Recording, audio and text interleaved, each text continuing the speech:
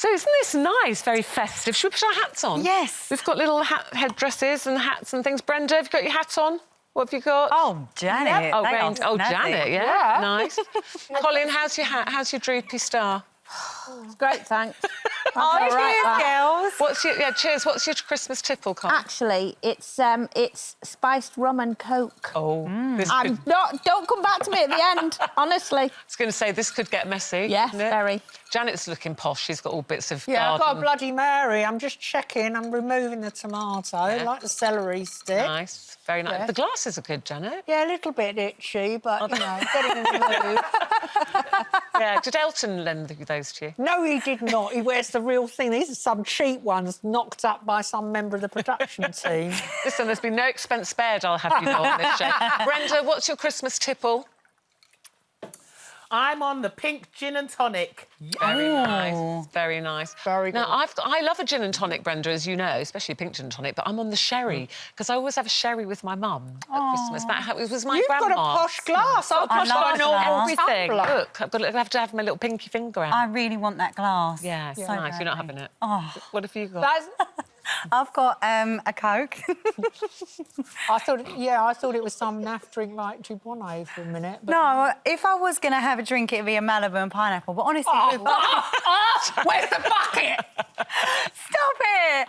I just would be asleep if I did. You know that glass that Ruth's got, that tiny glass? Yeah. I've got a few old glasses like that I've got from my granny and my mum.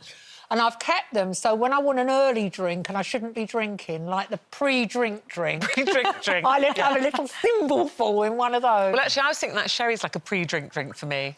You know, this is the drink that my mum and I would drink like when we were preparing the vegetables and that kind of thing. You convince yourself it's not going to have alcohol in it. It's only little, isn't it? It's only little. Before you know it. But listen, I have to say, I know we are starting early. You know, it's Christmas Eve morning. We've got lots of things to do. So, you know, it's just a little tipple to get us in the Christmas mood. Wet But the we will be whistle. taking it very steady.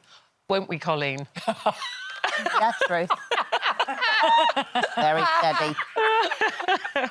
Now, there's no denying that Christmas feels very different to the ones we've been used to. Lots of our usual traditions now on the naughty list.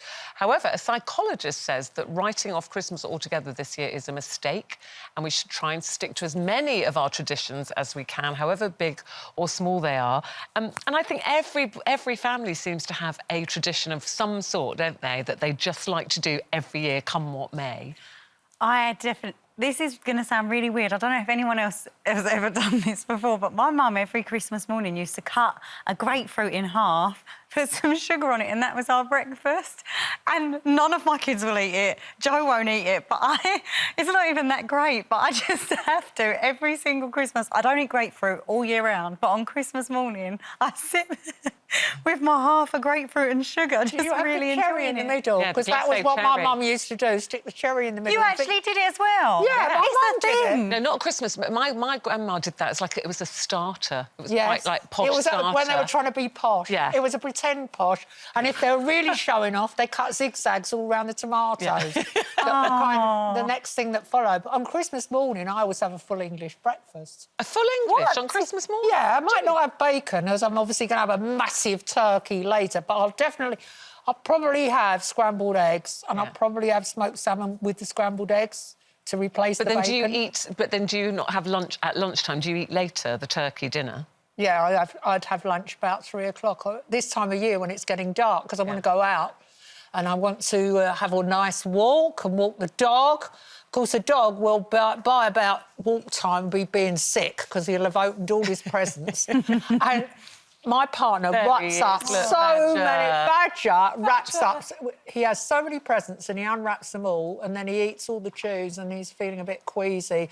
And then we'll have a very strange Christmas Day poo, which, if I'm allowed to discuss on daytime television... Nice, isn't it? If you've given them those green Christmas chews, what comes out the other end, a little... Nuclear. Special Christmas poo. Green poos, yeah. Brenda, that's not the best time for me to come to you to talk about food and festive food after that. But I know you love cooking, and Christmas is a time for you when you do a lot of cooking, don't you? Yeah, so Janet omitted the bacon. I put the bacon. I have a full English with sausage, eggs, bacons, black pudding, baked beans or spaghetti, because some don't like it. And then everybody's in comatose state, you know, food comatose, about 12, 1 o'clock. And then I start cooking again and I'll have the turkey crown, potatoes, macaroni cheese, rice and peas, plain rice, Guinness punch to wash it all down with, some curried mutton, some stewed beef, some fried fish. Yes, it's a symphony of food at my house. You literally must spend the whole time in the kitchen, though. That's my tradition. That's the one time of the year that I don't kind of leave it. But I like doing all the different timings and set the potatoes, and then you're doing that. And then it all comes together. But you've got to marinate that turkey and the mutton and everything the night before. I've never wanted to leave my house at Christmas, but I do really fancy popping over to yours, Brenda. We all want to go to Brenda's now.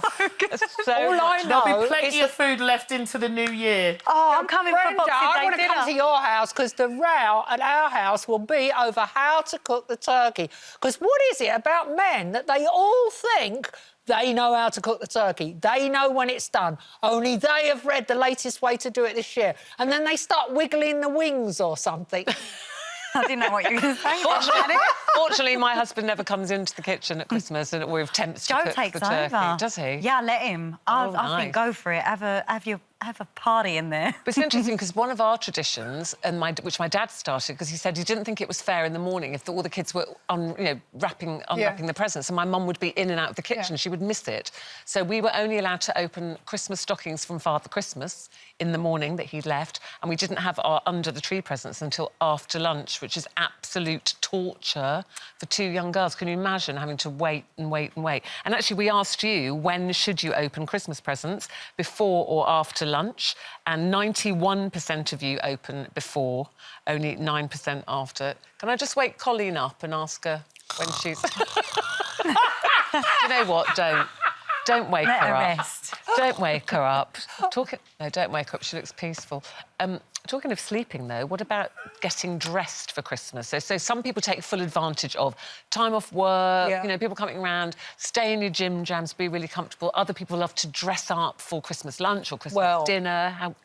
What do you do? I think you're a dress-up girl. Dresser-upper. So wrong there. I have already taken my special Christmas pyjamas out of the bottom drawer where they've been folded all year and they're flannel, and I got them in America when I went to stay with friends for Christmas, and we all had to go out just 2 days before and buy our special Christmas PJs, and they've got, surprise, surprise, martini glasses with cocktail sticks in them all over them, and I will put on those pyjamas when I don't obviously sleep in them. I get out of bed, put them on, and they are on till I go back to bed. Really? See, that really surprises me. I thought you would be a dress for lunch kind of... I am No, never. I walk the dog in the pyjamas. Luckily, no one's going to see me.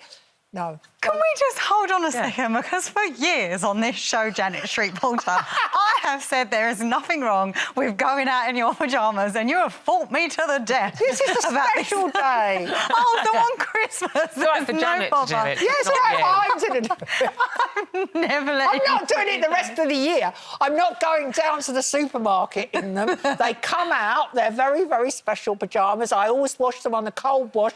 God forbid they shrink. Oh, yeah. Then I'd look really stupid, and also I'd have the cold bit round my ankles. want Because that. there's that thing on Christmas Day. You don't want cold You don't want cold ankles. And you have the heating on from the minute you get up to the minute you go to bed. Absolutely. Brenda, do you dress up? No, I don't wear PJs. I like to dress up, and I put a little pinny on as well, a little apron, which I never normally wear. I'll put an apron on for Christmas. You're going to need an apron With with my all that clothes. cooking, aren't you? You'll need a big apron. There's a lot of cooking on it. We do pyjamas in the morning, and then we do kind of get dressed when we're having dinner. I mean, not for dressed, dinner? not dicky bow ties, you know, No. What size or are you evening wearing? dress. Colleen, are you going to stay in your Christmas? Oh, she's gone. Oh, she's off. Where's she gone? Where are you going? Have you fed up with us already? I'm going. What do you mean you're going? I can't listen to you anymore. I just can't. I'm going. She'll come back. She's not going to miss out on this. Coleen, I'll lend you my pyjamas. I'll give you another Malibu and Coke if you come back. Yeah.